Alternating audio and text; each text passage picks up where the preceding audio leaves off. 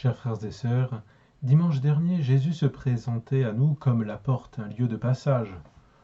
Aujourd'hui, il s'agit encore de passer par lui. Vous le savez bien, Pâques, cette fête que nous célébrons en ces jours, signifie passage. Passage de l'esclavage par Pharaon vers la liberté, par la traversée à pied sec de la mer Rouge.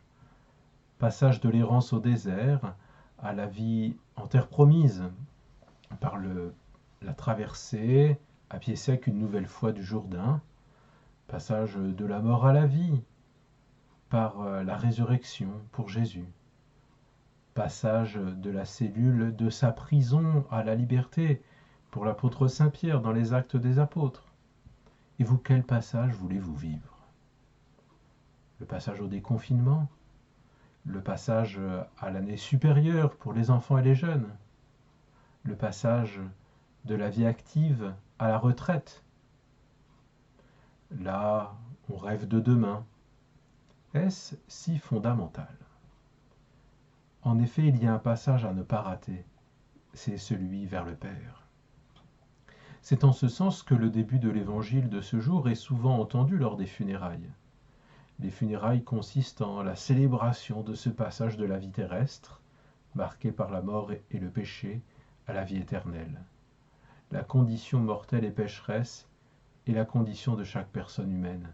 Tous, nous sommes placés sous le pouvoir de la mort et du péché, mais ce pouvoir n'est pas absolu, grâce à Dieu. Par la grâce de Dieu, en menant une vie vertueuse, nous pouvons vivre le mystère de Pâques pour rejoindre notre Créateur et parvenir à la condition de l'homme nouveau, cette condition que nous sommes déjà appelés à vivre sur cette terre, notamment grâce au baptême. Le baptême, c'est ce sacrement unique par lequel nous entrons dans la condition d'enfants de Dieu, au point que nous pouvons appeler Dieu notre Père. Aujourd'hui, soyons attentifs à ce que Jésus nous dit. Je suis le chemin, la vérité et la vie. Il ne nous dit pas « je vous propose un chemin, une vérité, une vie ». Il emploie l'article « défini » et non l'article « indéfini ». Cela a un sens. Jésus est l'unique chemin, l'unique vérité, l'unique vie. Bien loin des lieux communs, tous les chemins mènent à Rome, c'est ma vérité, dans une autre vie.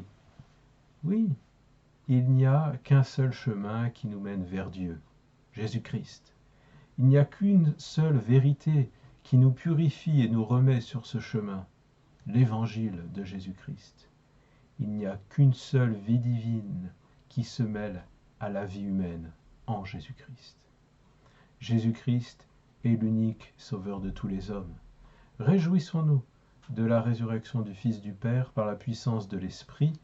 Il est ressuscité. Pour nous, ne loupons pas cette Pâque